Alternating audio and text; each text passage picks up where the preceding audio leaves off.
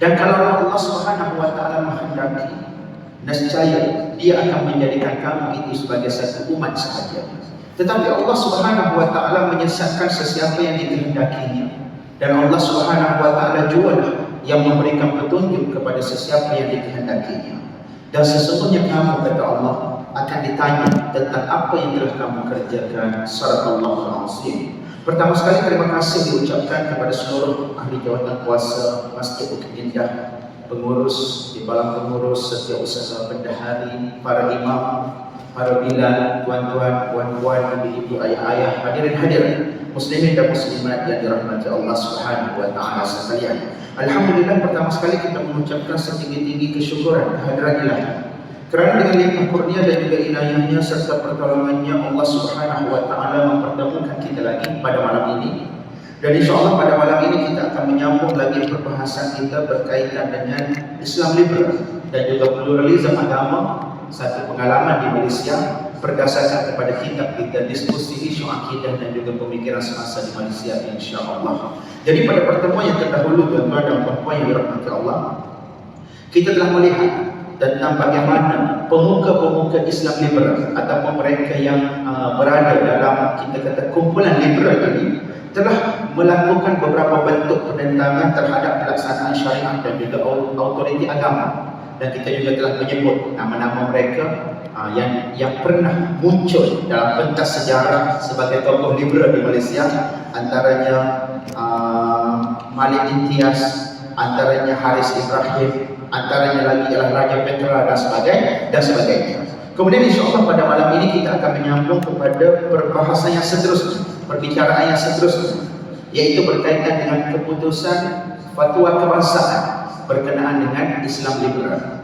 Jadi berdasarkan kepada kajian yang telah dibuat, muzakarah jawatan kuasa fatwa Majlis Kebangsaan bagi Hal Ehwal Ulama Islam yang bersidang buat kali yang ke-74 pada 25 hingga 27 Julai 2006 telah bersetuju bahawa gerakan pemikiran liberal ini mengandungi fahaman-fahaman yang didapati menyeleweng daripada aspek akidah dan juga syariat. Antaranya seperti berikut. Yang pertama, mereka ini berpegang kepada konsep yang dinamakan sebagai konsep pluralisme. Jadi bila kita sebut tentang pluralisme ini, konsep pluralisme ini adalah menjadi perbahasan utama dalam aliran pemikiran liberal. Pluralisme agama berpendirian bahawa setiap agama mempunyai konsep, mempunyai persepsi dan juga respon yang tersendiri terhadap ultimate reality ataupun disebut juga sebagai reality yang agung. Semua agama bagi mereka adalah sama tarafnya merujuk kepada reality yang agung.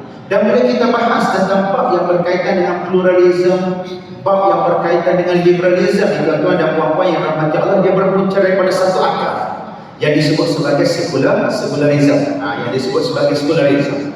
Dan bila kita sebut tentang sekularisme pula, dia terbahagi kepada dua. Ada sekularisme yang anti kepada agama dan ada sekularisme yang pro kepada agama. Contoh sekularisme yang anti kepada agama ialah sekularisme yang dibawa oleh Mustafa Kemal Atatürk di Turki dan juga pengamalan beberapa negara moden yang ada pada hari ini, termasuklah Perancis yang mengharamkan pemakaian tudung dan sebagainya kepada mereka-mereka yang nak pergi ke sekolah ataupun bekerja di jabatan kerajaan dan sebagainya, di universiti dan sebagainya. Maka itu kita panggil sekularisme yang anti kepada agama. Manakala ada satu lagi bentuk sekularisme yang pro kepada agama. Contohnya di Amerika Syarikat, contohnya di United Kingdom. Bila MP mereka ataupun member of parliament mereka nak mengangkat sumpah di the house ataupun di dewan ataupun dalam persidangan parlimen, mereka akan menggunakan Bible semasa akad sumpah dan sebagainya. Namun yang menjadi masalah, walaupun sekularisme jenis ini dia pro kepada agama, tuan-tuan dan puan-puan yang dirahmati Allah, dia pergi pula kepada satu bentuk pemikiran yang lain yang disebut sebagai pluralisme, agama, yang mana mereka nak semua orang mengiktiraf semua agama yang ada di atas muka bumi ini sebagai sama, membawa kepada jalan yang sama, walaupun pengamalan dan juga bentuk ibadah dia berbeza-beza. Dia beza di sini. Dia ada anti kepada agama, dia buang terus unsur-unsur yang berkait dengan agama. Azan tak boleh, tudung tak boleh dan sebagainya. Yang memperjuangkan tentang hak asasi setiap pihak, tetapi dalam masa yang sama dia membawa satu lagi ajaran yang disebut sebagai ajaran pluralisme, yang mengiktiraf semua agama sehingga tak ada agama yang boleh dianggap sebagai agama yang eksklusif, hanya dia yang layak masuk dalam syurga dan sebagainya. Dan inilah yang berlaku kepada aliran sekularisme yang berpegang kepada fahaman pluralisme, yakni percaya kepada wujudnya kepelbagaian dalam agama, dan setiap agama itu menuju ke arah yang satu ataupun menuju ke arah jalan yang ke atas jalan yang satu. Jadi bila kita sebut tentang agama, semua agama menganjurkan pemeluknya untuk taat kepada prinsip-prinsip dan ajaran agama yang terkandung di dalamnya. Oleh kerana berpegang kepada sesebuah agama itu berdasarkan kepada kepercayaan dan juga keyakinan, maka tahap pegangan terhadap agamanya wujud dalam bentuk idealisme. Macam kita percaya kepada Islam ni kerana kita melihat hujah-hujah yang dikemukakan melalui Al-Quran dan juga hujah-hujah yang dikemukakan oleh baginda Nabi sallallahu alaihi wasallam melalui sunnah Nabi sallallahu alaihi wasallam, dan seterusnya kita melihat juga perbahasan-perbahasan yang dibahaskan oleh para ulama, lalu dia membentuk satu kepercayaan yang menjadikan keyakinan kita semakin teguh dan keyakinan kita semakin kukuh. Jadi bila kita sebut tentang agama, agama ini dia berdasarkan kepada kepercayaan dan juga keyakinan. Saya percaya, contoh, ada orang kata saya percaya bahawa ini akan begitu dan juga begitu.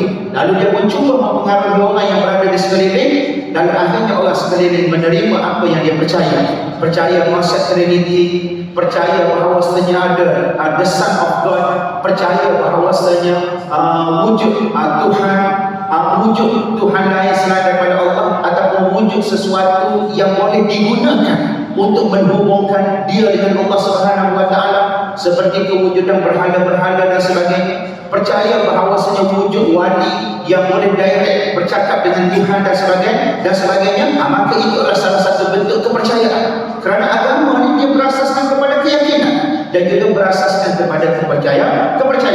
Siapa yang beragama dengan cara membuka tuli tanpa melihat kepada hujah, tanpa melihat kepada fakta, tanpa menggunakan, kita kata tanpa menggunakan akal yang dikurniakan oleh Allah Subhanahu wa taala dengan betul, maka akhirnya mereka akan terjerumus ke arah pengamalan agama yang salah, pegangan agama yang salah, dan juga kepercayaan yang salah. Dan inilah yang Allah Subhanahu wa taala sebut dalam surah Al-Mulk yang kita baca tiap malam, tuan-tuan dan puan-puan yang rahmati Allah, yang mana Allah Subhanahu wa taala menyebut Allahumma salli ala sayyidina Muhammad, yang adakah sama orang yang berjalan dengan menggunakan muka dengan orang yang berjalan lurus ada sirat yang mustaqim. Ada ayat yang ke-20, yang ke-22, yang ke-22 atau ayat yang ke-23. Adakah sama orang yang berjalan dengan menggunakan muka? Ada amman yamshi sawiyan ala siratin mustaqim. Itu ayat tu. Dia ada permulaan dia tu. Yang berjalan dengan muka yamshi mukibban. Yamshi afaman yamshi mukibban ala wajhihi ahda amman yamshi sawiyan ala siratin mustaqim. Adakah dia mendapat petunjuk orang yang berjalan dengan menggunakan muka, yakni berada dalam keadaan yang terbalik, berada dalam keadaan yang terbalik dengan orang yang berjalan lurus secara normal, yang menggunakan akal mereka dengan betul ketika mana mereka berjalan? Sudah pasti tidak sama, tuan-tuan dan puan-puan yang rahmati Allah. Dan Allah Subhanahu wa taala memberikan perumpamaan itu untuk memberitahu kepada kita bahawasanya mereka yang tersesat, mereka ada akal, tapi akal mereka tak letak di tempat yang sepatutnya, mereka letak di bawah. Mereka letak di bawah akal mereka, sehingga akhirnya mereka tidak mampu untuk memanfaatkan akal yang Allah Subhanahu wa taala berikan kepada mereka dengan baik untuk mencari kebenaran. Kalau orang Melayu kita, bila sebut tentang bila kita nak kata ke orang, kalau kita tengok orang tu tak apa nak cerdik, tak apa nak pandai, awak ni orang tak boleh kepala, orang tak boleh dilutut. Kenapa orang tak boleh dilutut tu, tuan-tuan dan puan-puan yang rahmati Allah? Sebab dia nak bagi tahu orang tak duduk di bawah, tak guna otak dengan betul dan tak menggunakan akal dengan baik. Maknanya Allah Subhanahu wa taala bagi perumpamaan untuk mendapatkan jalan yang lurus, untuk mendapatkan cahaya yang betul, dia perlu berpandukan kepada sumber yang betul dan perlu memanfaatkan akal dengan betul, supaya akhirnya akal itu mampu untuk memahami nas-nas wahyu daripada Allah Subhanahu wa taala, dan seterusnya membimbing kita ke arah jalan kebenaran yang mutlak, kebenaran yang hakiki, yakni kebenaran yang seperti mana Allah Subhanahu wa taala kehendaki.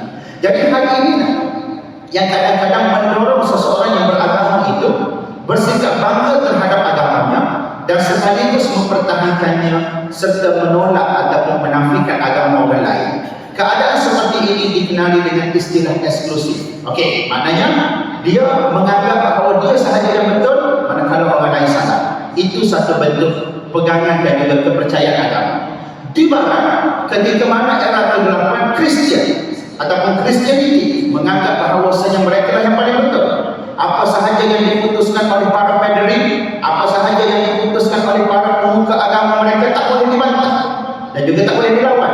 Siapa-siapa yang melawan pemuka agama mereka, maka dianggap telah sesat, telah kufur, telah terkeluar daripada jalan yang benar dan sebagainya. Dan ini juga yang berlaku sebelum daripada itu. Tuan-tuan dan puan-puan yang rahmati Allah, dalam persidangan Nietzsche, ketika mana Kristianiti menetapkan pegangan Trinity sebagai pegangan utama mereka, mereka telah menolak segala kepercayaan yang berbentuk monoteism, yang berbentuk kepercayaan kepada Tuhan yang satu, dan mereka telah menghukum murtad kepada aliran-aliran Kristian yang berpegang kepada kepercayaan Tuhan yang satu. Pada waktu itu, dan mereka hanya menganggap aliran Trinity lah aliran arus perdana, aliran Trinity lah aliran yang paling betul. Siapa-siapa yang tak bersama dengan aliran mereka pada zaman Maharaja Konstantin, siapa-siapa yang tak bersama dengan aliran mereka, maka pada ketika itu kesemuanya berada dalam kesesatan.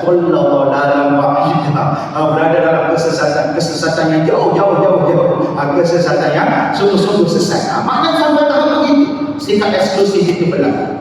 Jadi bila berlaku sikap eksklusif, tanpa ada dialog, tanpa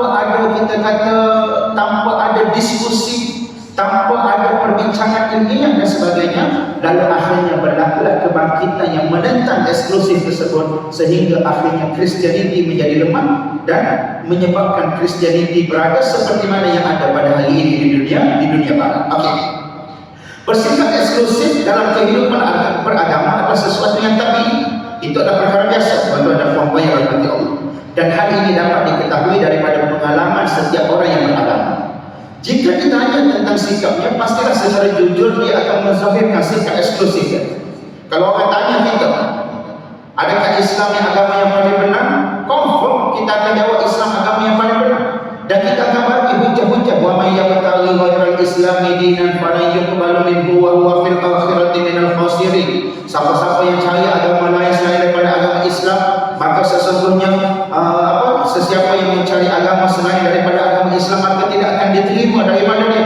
Dan dalam akhirat, di hari akhirat kelak, dia akan berada dalam kalangan orang-orang yang rugi.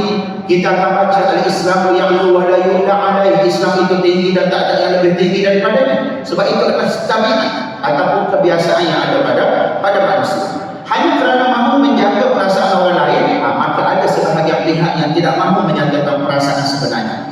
Jadi kehidupan beragama secara eksklusif ini pastinya membawa implikasi, terutama sekali jika ia tidak dikawal, kerana ia boleh menimbulkan keganasan, ekstremisme dan sebagainya. Ini mukadimah ni tuan-tuan dan puan-puan yang rahmati Allah. Jangan ambil ini sebagai kesimpulan. Nanti tuan-tuan kata, Ustaz promote pluralisme agama pula, tak boleh bersikap eksklusif. Di baru permulaan, kita akan tengok lagi perbahasannya. Jadi atas kesedaran perlunya dibendung sikap eksklusif ini, maka wujud pula lawannya, iaitu sikap inklusif dalam kehidupan beragama, yakni keterbukaan dalam kehidupan beragama dengan menganggap bahawa tak ada agama yang boleh dianggap sebagai agama yang eksklusif. Pendekatan inklusif ini dipengaruhi oleh apa? Dipengaruhi oleh fahaman liberal dalam beragama. Dan ini yang menimbulkan apa yang dinamakan sebagai pluralisme yang kita sebutkan tadi.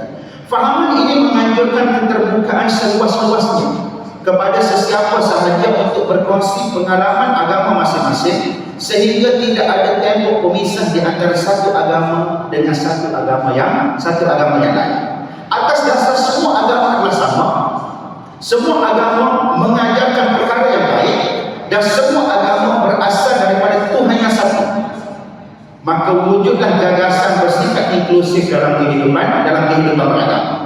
Anjuran inklusif ini juga biasanya disandarkan atas prinsip kepentingan perpaduan kaum. kesatuan umat-umat yang beragama, transcendence, unity of God dan sebagainya, dan seumpamanya, sehingga tidak wujud lagi batu tanda ataupun jati diri yang menjadi ciri utama agama tersebut, sehingga akhirnya mereka cuba untuk merungkai apa yang disebut sebagai pengenalan utama ataupun apa yang disebut sebagai jati diri ataupun apa yang disebut sebagai sikap eksklusif agama tadi. Selain daripada dua jenis sikap di atas, ada satu lagi sikap yang biasa didapati dalam kehidupan beragama ini, yaitu sikap acuh tidak acuh atau tidak ambil peduli dalam hal yang berkaitan dengan agama. Dan sikap ini dikenali sebagai agnostik. Orang yang bersikap demikian terdiri daripada mereka yang biasanya dipengaruhi oleh pahaman kebendaan. Ada tak kisah? Dia cakap haram ke tak haram ke, kita tak kisah. Ada orang yang dia macam tu. Jadi dia tak kisah, dia tak ambil pot dan sebagainya. Dan mereka ni terlalu terbuka disebabkan mereka dipengaruhi oleh pahaman kebendaan, ataupun disebut juga sebagai materialism, ataupun disebut dalam bahasa Arabnya sebagai fikrah madiyah, fikrah kebendaan. Dan dalam keadaan yang ekstrim, orang yang sebegini boleh menjadi seorang ateis, yakni seorang mulhid yang tidak mempercayai wujudnya Tuhan, kerana dia ambil acuh tak acuh tentang penamalan agama dan sebagainya. Dalam keadaan yang tidak ekstrim, seseorang itu biasanya berada dalam keadaan bebas agama ataupun disebut sebagai free thinker. Dalam hal ini, bersikap agnostik dalam beragama boleh sahaja dijelmakan dalam bentuk free thinker ataupun dalam bentuk etis. Dengan arti kata dia menerima semua benda, ataupun dalam arti kata yang lain, dia pada satu keadaan sudah tidak mempercayai tentang wujudnya Tuhan. Islam mengakui kewujudan pelbagai sikap dalam beragama. Islam mengakui, dan Islam dia tak iktiraf, dia hanya mengakui kewujudan perkara tersebut. Islam sendiri pada hakikatnya memperlihatkan ciri-ciri eksklusifnya, sifat kewajarannya sebagai agama yang diredai oleh Allah Subhanahu wa taala, seperti mana dalam firman-Nya, "Inna dina indallahil Islam." Sesungguhnya agama di sisi Allah tak lain dan juga tidak bukan hanyalah agama Islam semata-mata. Tak boleh ada agama yang lain selain daripada agama Islam. Begitu juga dalam ayat yang lain, Allah Subhanahu wa taala menyebut, "Wa may yabtaghi ghairal islami dinan falan yuqbalu minhu wa huwa fil akhirati minal khasirin." Siapa-siapa yang cari selain daripada agama Islam, maka tak akan diterima daripada dia amalan-amalan dia dan sebagainya, dan di hari akhirat dia termasuk dalam kalangan orang-orang yang rugi. Begitu juga dalam hadis yang disebutkan oleh baginda Nabi sallallahu alaihi wasallam, "Al-Islamu ya'lu wa la yu'la alaihi." Islam itu tinggi dan tiada agama yang lain yang dapat mengatasi ketinggian agama Islam. Okey, itu sikap eksklusif yang ada pada Islam. Jadi daripada maksud ayat-ayat di atas jelas kepada kita bahawa agama Islam itu memang sifatnya eksklusif, dan tidak heranlah bagi sesiapa jua yang memahami dan beramal dengan ajaran Islam sepenuhnya akan pastilah bersikap eksklusif. Kita kompon, kita akan bersikap dengan sikap eksklusif, dan kita tak boleh mengatakan ada kebenaran yang lain selain daripada kebenaran Islam. Okey, itu kompon tuan-tuan dan puan-puan yang dirahmati Allah. Namun dalam masa yang sama, Islam juga menyediakan ruang serta menganjurkan medan intelek, yakni medan perbahasan ilmiah, medan perbahasan dalam bab yang berkaitan dengan perbandingan agama dan sebagainya, mengkaji, meneliti, menganalisis serta membuat penilaian berhubung dengan kebenaran Islam dalam semua aspek. Dan perkara ini tuan-tuan dan puan-puan yang dirahmati Allah menjadikan manusia itu mampu untuk melihat kebenaran dengan lebih baik yang ada pada Islam. Dalam ayat la ikraha fid-din, contohnya tuan-tuan dan puan-puan yang dirahmati Allah, tiada paksaan dalam agama. Qad tabayyana ar-rusydu minal ghayy, sesungguhnya telah jelas nyata petunjuk daripada kesesatan. Yang Allah Subhanahu wa taala sebut dalam surah Al-Baqarah ayat yang ke-256.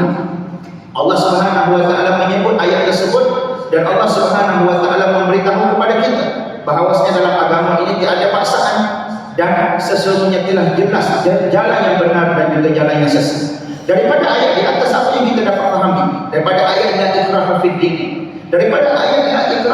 ini kita dapat fahami bahawa soal untuk mengimani sesuatu perkara itu adalah atas pilihan masing-masing setelah mereka melakukan pengkajian, penelitian dan sebagainya.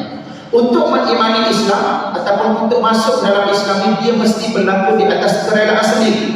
Dan sebarang unsur paksaan ataupun tekanan akan membatalkan keislaman seseorang. Dan apabila dia masuk dalam Islam, tuan-tuan dan puan-puan yang dirahmati Allah, maka wajiblah untuk dia beramal, wajiblah untuk dia hidup, dan wajiblah untuk dia mengamalkan cara hidup Islam dengan sepenuhnya. Jadi Islam menganjurkan usaha untuk mempelajari, memeriksa dan meneliti segala maklumat sebelum membuat keputusan dalam mengimani sesebuah agama. Dan hal ini disebabkan kebenaran itu pasti akan terserang dengan syarat ada usaha untuk menyelidiki, ada usaha untuk menyelidikinya. Dan kita banyak dengar berita-berita daripada barat yang mana ada orientalis.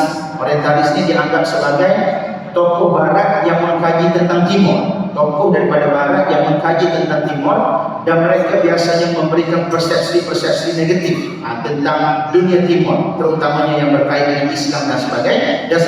Ada orientalis yang kadang-kadang apabila mereka mengkaji Islam, nak cari kelemahan Islam, bila mereka kaji, tiba-tiba mereka menemui kebenaran Islam di sebalik apa yang mereka kaji.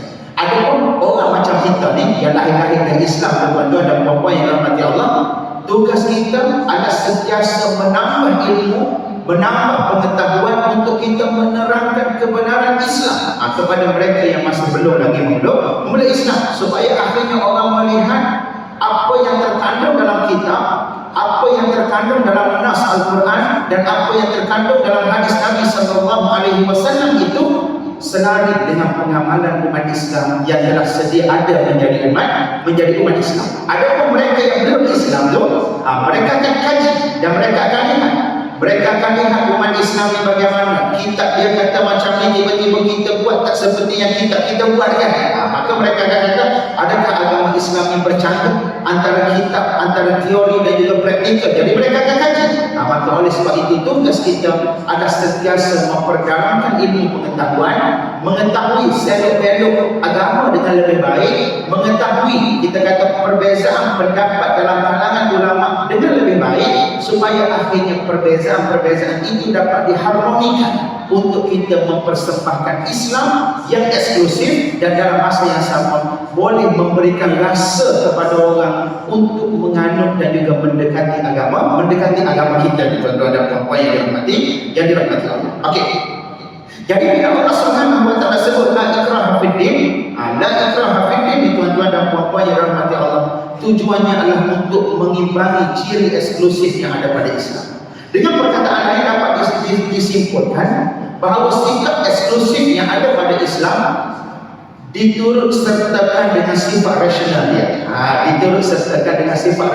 Dengan arti kata, orang nak masuk Islam dia tak dipaksa, tapi orang yang nak masuk Islam dihidangkan dengan hujah-hujah dan juga fakta-fakta yang boleh menjadikan mereka menerima Islam dengan baik dan menerima Islam dengan kerelaan hati mereka. Kalau ada kata mereka menerima Islam tidak dengan hujah yang betul, tidak dengan fakta yang betul, kita akan lihat akan ada beberapa isu selepas daripada itu. Antaranya akan ada pihak yang memohon kebenaran untuk murtad. Masuk Islam sebab nak berkahwin dengan seorang lelaki Islam, contoh seorang perempuan, biasanya daripada Sarawak, Kristian Sarawak kebiasaannya, nak kahwin dengan lelaki Islam, lelaki Melayu. Dia ingat bila masuk Islam tu segala-galanya akan selesai. Tiba-tiba laki yang dia kahwin itu rupa-rupanya penagih dadah, contoh. Kemudian lelaki dia tu pula tidak mengajarkan kepada dia Islam yang betul, tidak mendidik dia dengan kehidupan beragama dengan betul. Lalu akhirnya bila berlaku perceraian, dia menganggap Islam itu adalah beban kepada dia. Rupa-rupanya Islam ini beban kepada dia, contohnya. Lalu dia memohon kebenaran untuk murtad dan sebagainya. Maka di situ timbullah salah faham terhadap Islam, kerana dia masuk bukan dengan kefahaman, tapi dia masuk hanya untuk berkahwin dan sebagainya. Maka oleh sebab itu datang agama ini sebenarnya dia mengajak kepada kita untuk mencari kefahaman. Dan apabila timbulnya kefahaman, maka kemasukan dengan kefahaman itu akan menjadikan kemasukan itu sebagai kemasukan yang sempurna. Mudkhala sidqin, kemasukan yang benar dan juga kemasukan yang sempurna. Ringkasnya, benar, Islam itu bersikap dengan sikap eksklusif. Kita kena akui, tak boleh kita nak kata ada kebenaran lain selain daripada kebenaran Islam. Tetapi eksklusif Islam ini bersifat rasional ataupun disebut sebagai rational exclusivism.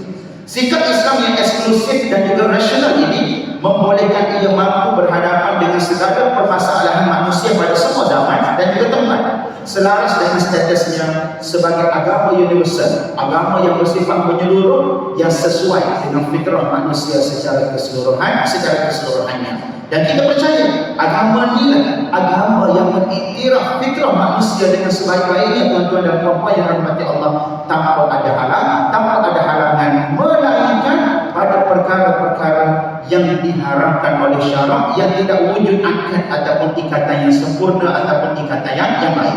Adapun pada perkara yang wujud akad, yang wujud ikatan yang baik dan sebagainya, maka Islam memberikan hak kepada fitrah manusia dengan sebaik-baiknya. Seperti contoh yang selalu kita sebutlah, kalau ada kata dalam agama lain, semakin mereka nak naik level, nak jadi level ulama ataupun nak jadi level padri, ataupun nak jadi level ketua-ketua dalam kalangan mereka tak boleh berkahwin, kena cukur segala bulu yang ada di tubuh, kena pakai pakaian yang macam tu je tiap-tiap hari, tuan-tuan dan puan-puan yang dirahmati Allah. Sedangkan dalam agama kita, semakin seseorang itu meningkat ketakwaan dia kepada Allah Subhanahu Wa Taala, tak dihalang untuk dia berkahwin walaupun lebih daripada seorang. Sebab tu semakin tinggi serba seseorang, semakin tebal kubiah seseorang, semakin bertambah isteri dia. Semakin bertambah isteri dia. Sebab apa? Sebab Islam tidak menghalang perkara yang sedemikian, asalkan diikat dengan ikatan yang baik dan diberikan nafkah dan juga hak yang sempurna kepada apa yang mereka inginkan. Dari segi pakaian, Islam tak pernah mengatakan kena pakai sejenis pakaian yang pada tiap-tiap masa. Kita boleh tukar-tukar jenis pakaian kita. Ketika mana kita nak pergi ke kebun, maka kita pakai pakaian kebun. Ketika mana kita nak naik motosikal, maka pakailah pakaian yang sesuai dengan motosikal. Ketika mana nak datang ke masjid, majlis ilmu dan sebagainya, maka pakailah pakaian yang sesuai dengan apa yang kita perlukan pada waktu itu. Tidak dikatakan kita ni hanya kena pakai satu jenis pakaian, tak boleh ubah pakaian itu, dan pakaian itu hanya begitu. Semakin kita naik makam atau kedudukan di sisi Tuhan, itu yang membezakan antara agama kita yang kita anggap sebagai eksklusif tadi, tapi eksklusif yang memberikan ruang untuk ada rasional di situ, yang mana ia yang bersesuaian dengan fitrah dan juga kehendak manusia. Jadi kemudian dia kata, mari kita bandingkan dengan sebahagian daripada agama lain, seperti agama Kristian. Agama Kristian menganjurkan konsep tiada keselamatan ataupun kesejahteraan di luar gereja, ataupun dia sebut there is no salvation outside church, ataupun dalam ungkapan Latinnya extra excelsium nulla salus. Nak sebut membayangkan, memberi harapan sesiapa yang tidak mengambil Kristian sebagai agamanya, maka tiada harapan baginya untuk selamat. Sepanjang perjalanan sejarah agama Kristian yang mula bertapak di Rom, Itali pada tahun 70 Masihi dan kemudian tersebar luas ke Eropah Barat sehingga abad yang ke-14 sebelum tercetusnya zaman pencerahan. Pada waktu itu, tuan-tuan dan puan-puan yang dirahmati Allah, kita belum menemukan wujudnya sebarang bukti yang berkait dengan kegiatan intelektual. Tak ada dari segi usaha untuk mengajak manusia berdialog dan sebagainya, mengajak manusia untuk berdiskusi tentang kepercayaan dan sebagainya, tak ada. Bahkan di sebaliknya, Barat sendiri mengakui yang wujud hanya zaman gelap ataupun disebut dalam istilah bahasa orang putih dia the dark age, zaman kegelapan Eropah. Satu gambaran yang nyata mengenai sokongan gereja terhadap sebarang bentuk ilmu pengetahuan yang akan berkembang kerana kewujudannya akan menggugat autoriti gereja pada waktu itu.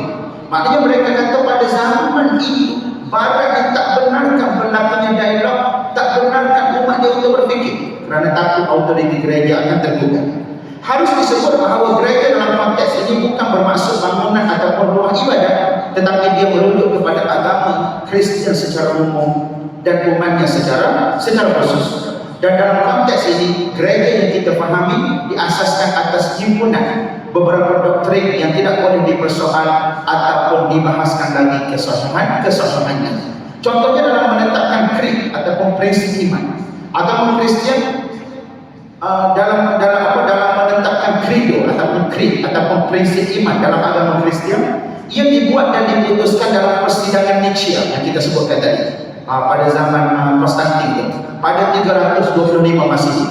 Perintah ataupun dikri yang dikeluarkan oleh pembesar gereja dengan ungkapan to believe in order to understand, bermaksud percaya sahaja untuk faham, tak perlu fikir. Tuan-tuan dan puan-puan yang dirahmati Allah, dikuatkuasakan bagi memastikan autoriti gereja tidak dapat digugat pada ketika itu. Dan ini merupakan sebuah lagi doktrin bagi memelihara doktrin-doktrin sebelumnya seperti doktrin Trinity, penebusan dosa, dan doktrin pelepasan daripada sengsara ataupun disebut sebagai salvation, penyelamatan daripada kesengsaraan. Dan salah satu doktrin yang mereka masukkan dalam doktrin salvation ini ialah Jesus Christ itu adalah anak Tuhan yang dihantar oleh Tuhan ke bumi, dijelmakan dalam rupa manusia untuk disalib di tiang salib untuk menebus dosa warisan yang dilakukan oleh Adam dan juga Eve ketika mana berada di syurga yang memakan buah terlarang.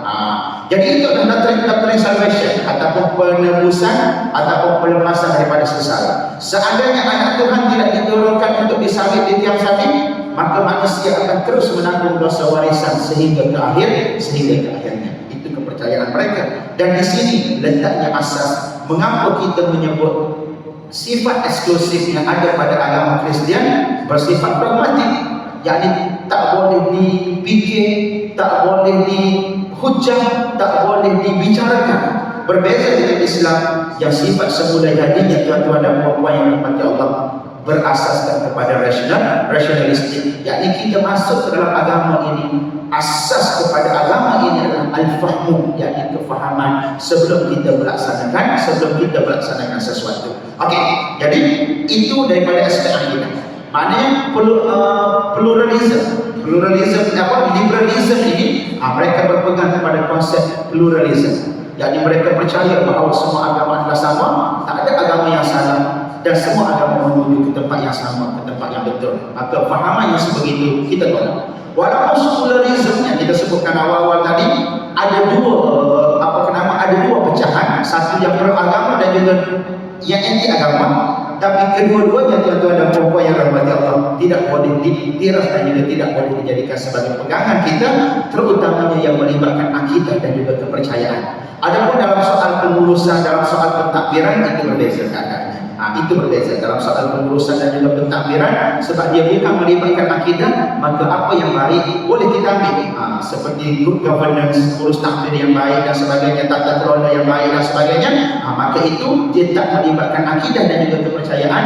Maka benda yang baik, hikmah yang terkandung di sebaliknya boleh kita contohi. Adapun yang melibatkan pegangan kepercayaan akidah, yang melibatkan kita punya iman, maka itu kita tak boleh ambil dan kita kena jadikan ianya sebagai sempadan dalam kehidupan kita. Okey, boleh nampak tuan-tuan dan puan-puan yang dirahmati. Okey, kemudian yang kedua, dari segi aspek akidah, golongan Islam liberal ataupun gerakan pemikiran liberal ini menganggap bahawa akal manusia itu adalah wahyu.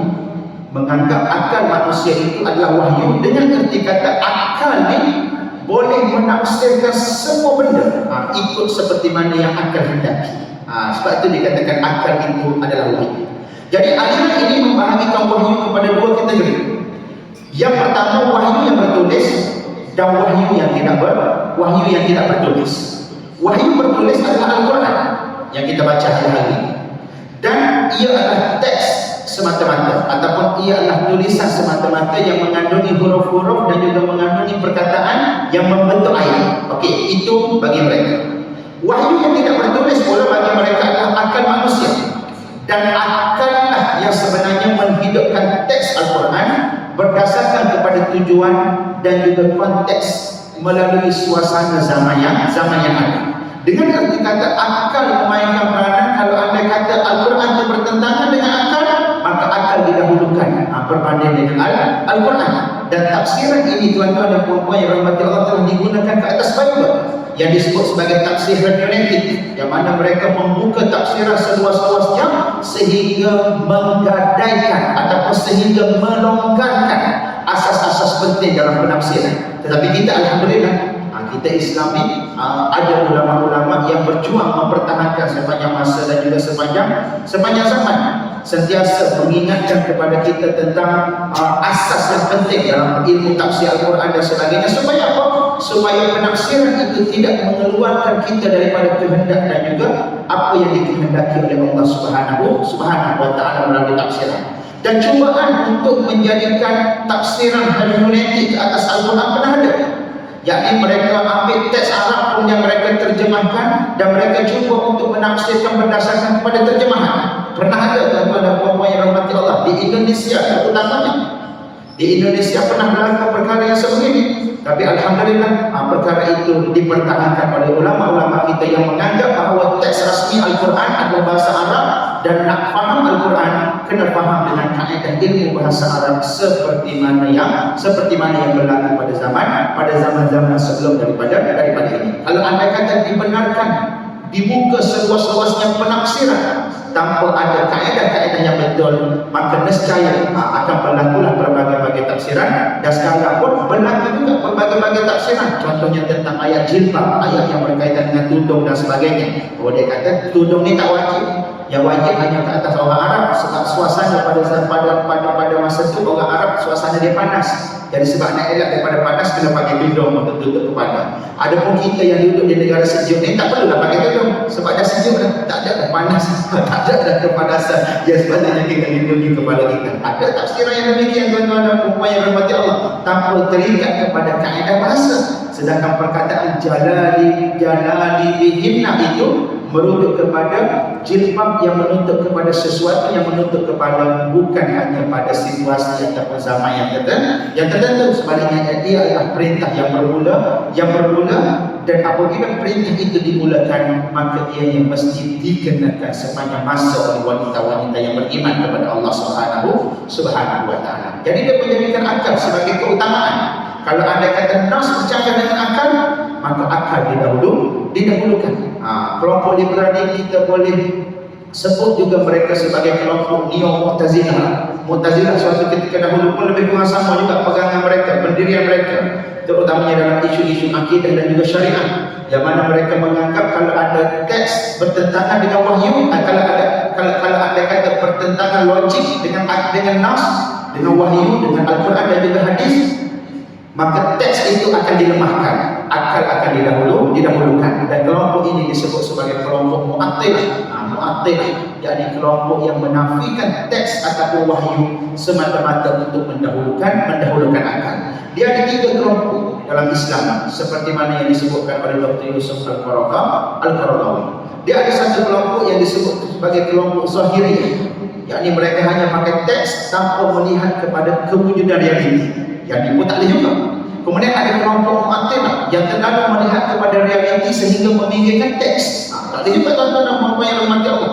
Manakala kelompok yang ketiga kata Dr. Yusuf Al-Qaradawi, kelompok yang berada di pertengahan, kelompok al-mutawassitin, kelompok yang berada di pertengahan, yakni mereka mendamaikan antara nas dan juga teks, dan dalam masa yang sama mereka memastikan perjalanan, mereka menggabungkan antara nas dan juga logik, ataupun menggabungkan di antara akal dan juga nas, dan akhirnya mereka mencari penyelesaian di sebalik pertentangan yang berlaku di antara teks dan juga akal ataupun teks dan juga logik, kelompok pertengahan. Dan inilah yang dipegang oleh ulama-ulama mazhab kita, Al-Imam Asy-Syafi'i rahimahullah, ketika mana berlaku pertemuan antara ahlul ra'yi dengan ahlul hadis. Ahlul ra'yi ini mereka yang banyak menggunakan qiyas dalam mengeluarkan hukum. Manakala ahlul hadis, tak nak kita kena ikut hadis. Ada hadisnya, maka hadis itu hanya kena dijadikan sebagai hujah, tak boleh dikiaskan pada perkara yang ada nas.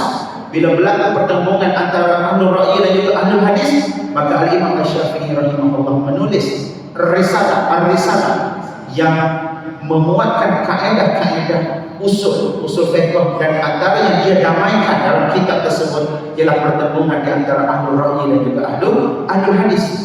Sehingga kitab dia itu dianggap sebagai magnum opus, karya agung yang membicarakan tentang ilmu usul fiqh dan sebagainya. Begitu tuan-tuan dan puan-puan yang dirahmati Allah. Maknanya kita kena berada pada kelompok yang pertengahan.